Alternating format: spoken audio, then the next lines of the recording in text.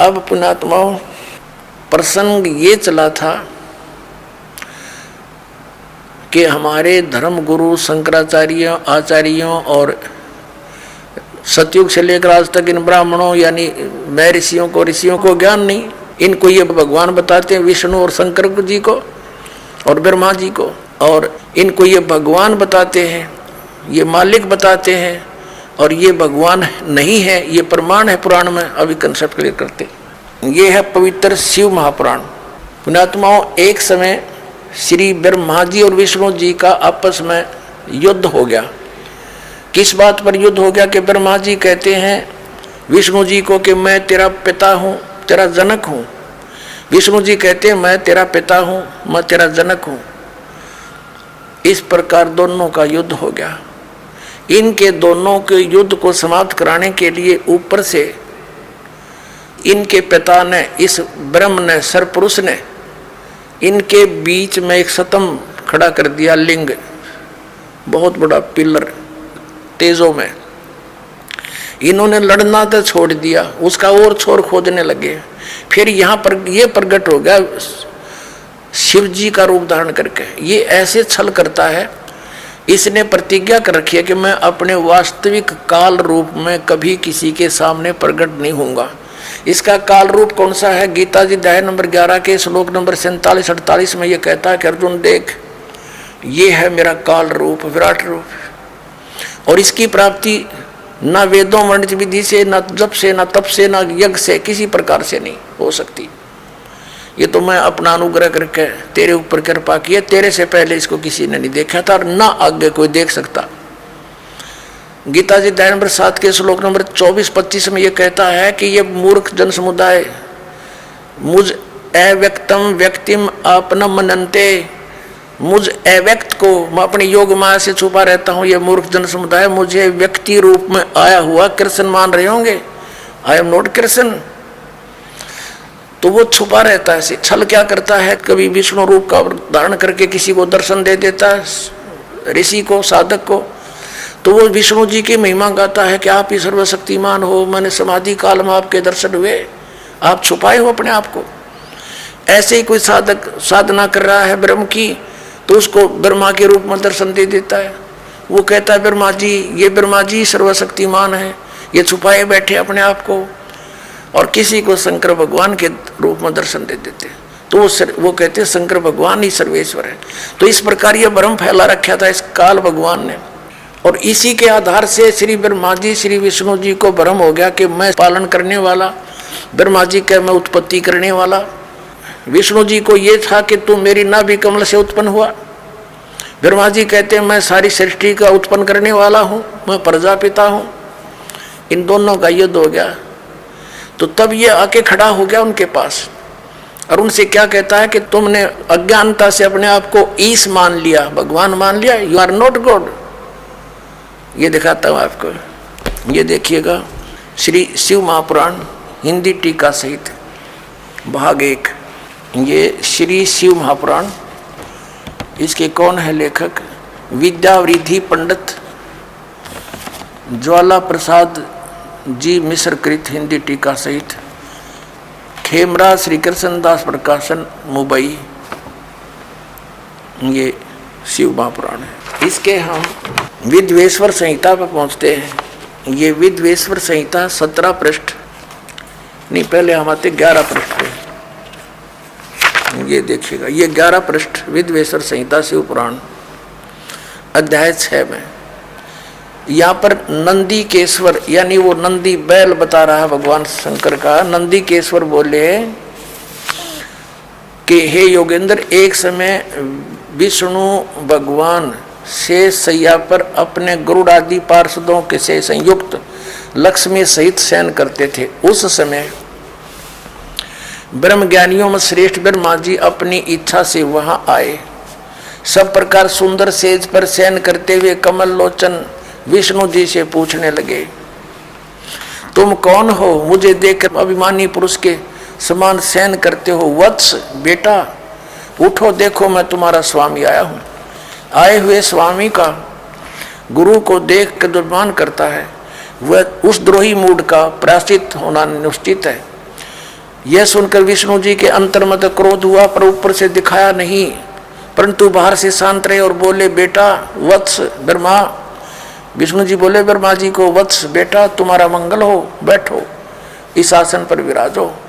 इस समय तुम्हारे नेत्र कुटिल और मुख वक्र क्यों हो गया, हो रहा है। ब्रह्मा जी बोले, हे वत्स विष्णु, तुमको समय के प्रभाव से अभिमान है। हे पुत्र, मैं तुम्हारा रक्षक और जगत का पिता मैं हूँ। विष्णु जी बोले, यह तो सब जगत मुझ में सतीत है, तुम चोर के समान किस प्रकार अपना कहते हो। तुम मेरी नाभि कमल से उत्पन्न हुए हो, इससे तुम मेरे पुत्र हो। इनका लठ बाज गया, ये गणी ना पढ़ावे आगे आते हैं। इनका आपस में लट्ठम लट्ठा हो गए, देवता फूल बरसाने लग गए, अक्षाबास मरो कटके। ये हमारे देवताओं के लक्षण देखिए। ये हम अब 11वां पृष्ठ पढ़ रहे हैं, अभी यहाँ नीचे आ गए हैं। यहाँ देखो विद्वेषर संहित का, मैं श्रेष्ठ हूँ, मैं स्वामी हूँ, ऐसा कहकर एक दूसरे को मारने की इच्छा से युद्ध करने में उत्सुक हुए। संपूर्ण देवता विमान में बैठकर उस महाअद्भुत युद्ध को देखने चले आए और आकाश में उनका ऊपर फूल बरसाने लगे। वारे देवताओं, ये हमारे देवता, दो भाइयों का झगड़ा हो जा तो सभ्य व्यक्ति उनका बीच बचावा करा कर कहीं लड़के ना मर जा, अरे ये देवता फूल बरसावा, मरो लड़के हैं, हो जाओ खत्म है तेरा गजब। इन इतिहासों को पढ़ते थे हम। अब ये काल आ गया, इनके बीच में एक सतम डाल दिया इनके पिता ने, पिल्लर तेजों में बहुत, इसके और छोर को खोजने लगे। इन कुछ नहीं पाया, ब्रह्मा ने झूठ बोल दिया। ये कथा आप सुनते रहते हो। इनके बीच में आ गया और फिर इनसे क्या, इनको क्या हिदायत देता है कि तुम भगवान नहीं हो, तुमने अपने आप को भगवान मान लिया। ये देखिएगा शिव पुराण 17 पृष्ठ पर हम आ गए, विद्वेश्वर संहिता भाग 1 का अध्याय 9। अब यहाँ निंदिकेश्वर फिर बोले कि इस प्रकार जब वो दोनों नरम हो गए, भगवान ने नरम हुए ब्रह्मा विष्णु पर अनुग्रह करके, क्या बताया, उन दोनों की अज्ञानता और वैर को दूर करने के अर्थ दोनों से कहा कि मेरे सकल और निष्कल भेद से दो रूप है, परंतु और ईश्वर नहीं। इस कारण से दोनों उनके दो रूप नहीं हो सकते। पहला सतम रूप और पीछे मूर्तिमान रूप धारण किया, इसमें ब्रह्म निष्कल और इस रूप गुण सगुण, मेरे दोनों रूप से और दूसरे के किसी के नहीं। अब इनसे क्या कहा, इस कारण से तुम दोनों को अथवा दूसरों को ईश तव की प्राप्ति नहीं हो सकती। तुमने, ब्रह्मा और विष्णु ने अज्ञानता से अपने को ईश माना, भगवान मान लिया। ये बड़ा ही अद्भुत हुआ, ये बड़ा गलत हो गया। उसको दूर करने को ही मैं रण स्थान में आया। अब तुम अपना अभिमान त्याग कर मुझ ईश्वर में अपनी बुद्धि लगाओ।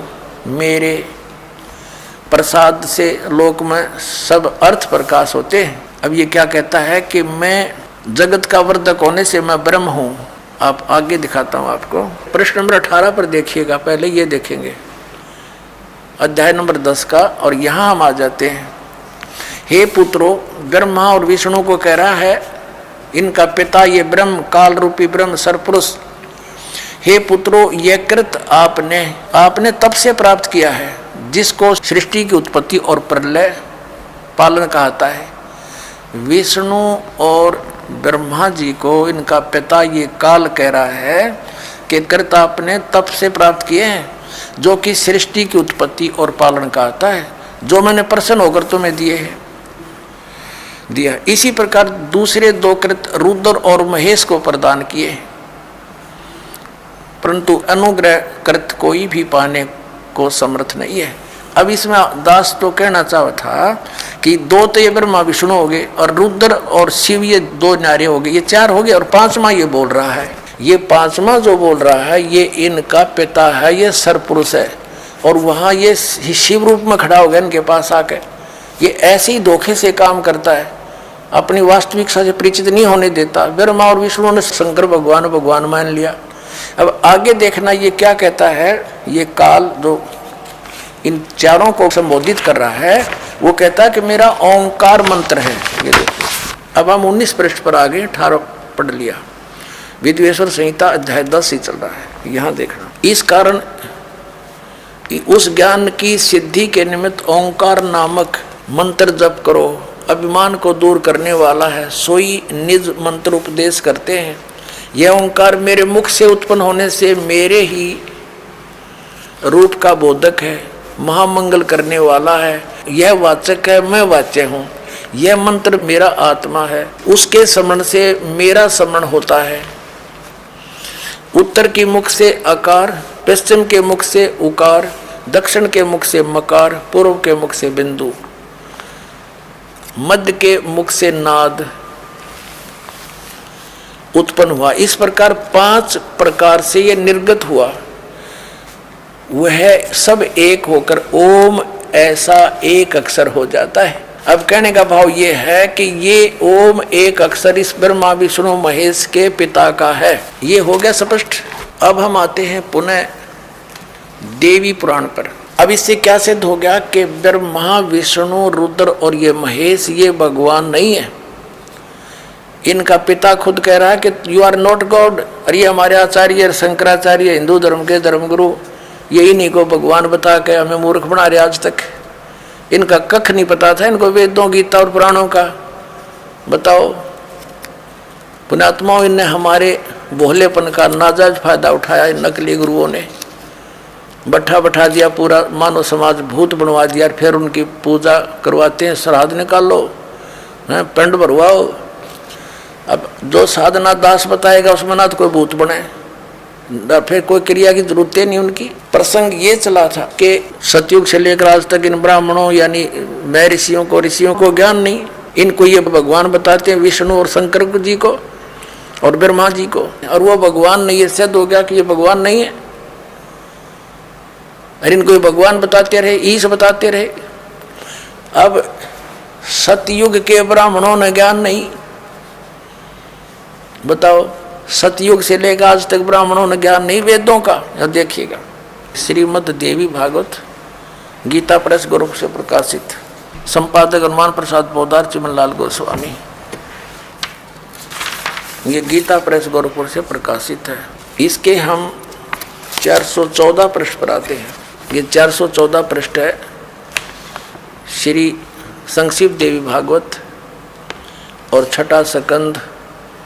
अब यहाँ से पढ़ेंगे। जन्मेजय ने पूछा, महाभाग किस युग में कैसा धर्म का स्वरूप है? इस संपूर्ण विषय को विशेष रूप से बताने की कृपा कीजिए। व्यास जी बोले, राजन, ये निश्चय कि सतयुग में ब्राह्मण वेद के पूर्ण विद्वान थे। उनके द्वारा निरंतर भगवती जगदम्बा की आराधना होती थी। भगवती का दर्शन करने के लिए उनका मन सदा ललायित रहता था। प्रत्येक गांव में शक्ति यानी दुर्गा का मंदिर का उद्घाटन हो, ये इस विषय की उनके मन में बड़ी उत्सुकता थी। बता, ये सतयुग के ब्राह्मण खाक विद्वान थे। कहते हैं व्यास जी का ज्ञान देख लो कि सतयुग के ब्राह्मण वेद के पूर्ण विद्वान थे और दुर्गा की भक्ति करते थे। अरे तेरा फूटे बाग हमारे, इसे आचार्य हमारे। अब दुर्गा तो कहती है कि वेद उस ब्रह्म की पूजा करो, ओम नाम है, नथिंग एल्स, और सब बातें त्याग दो। तो क्या ये सतयुग से लेकर आज तक ये ब्राह्मण लोग वेदों और गीता और पुराणों से परिचित थे? इन्होंने अपना भी भक्ति नाश किया, अपना जीवन नष्ट किया और साथ में यजमानों को भी ले डूबे। ये अब ये तो सतयुग के ब्राह्मणों के विषय में। अब कलयुग के ब्राह्मणों की जानकारी जो वर्तमान के शंकराचार्य और आचार्य तकरीबन ये ब्राह्मण ही है, ब्राह्मण वर्ण के। अब यहाँ देखो, वही छठा अध्याय चल रहा है, पृष्ठ 414 पर हम यहाँ पढ़ रहे थे। अभी ये हमने पढ़ लिया, अब यहाँ आ गया। व्यास जी कह रहे हैं कि धर्म की यही स्थिति त्रेता में रही, परंतु कुछ ह्रास हो गया। सतयुग की जो स्थिति थी वो द्वापर में विशेष रूप से कम होगी। राजन, उन प्राचीन युगों में सतयुग त्रेता द्वापर में जो राक्षस समझे जाते थे वे कलयुग में ब्राह्मण माने जाते हैं। ओए होए, क्योंकि अब के ब्राह्मण प्राय पाखंड करने में तत्पर रहते हैं। दूसरों को ठगना, झूठ बोलना और वैदिक धर्म कर्म से अलग रहना कलयुगी ब्राह्मणों का स्वाभाविक गुण बन गया है। पुण्यात्माओं, अब ये इतिहास है हमारे हिंदू धर्म के धर्म गुरुओं का, इनके द्वारा दिए गए स्पिरिचुअल नॉलेज का। इन आचार्य और शंकराचार्य और हमारे धर्म गुरुओं को कख नहीं पता था हमारे सदग्रंथ क्या बताते हैं, और ये के लोक वेद सुनाया करते थे। ये क्या कहते हैं कि जीव ही ब्रह्म है, अयम आत्मा ब्रह्म, ये आत्मा ही परमात्मा है। और फिर दूसरी तरफ कहते हैं श्री कृष्ण की, श्री विष्णु जी की और श्री शंकर भगवान की पूजा करनी चाहिए। बताओ, और उधर देवी की पूजा करते हैं और इनको भगवान बताते हैं। इनके विषय में लिखा है, स्पष्ट है कि ये भगवान है ही नहीं जिनको ये भगवान बनाकर हमें पूजवाया करते थे। तो पुण्यात्माओं, ये सौभाग्य आपका कि परमात्मा ने आपको शिक्षित किया, इस दास को अध्यात्म ज्ञान युक्त किया। अब देखना पूरे विश्व में ये ज्ञान जाएगा और सब मानव का कल्याण हो जाएगा। बोलो सतगुरुदेव।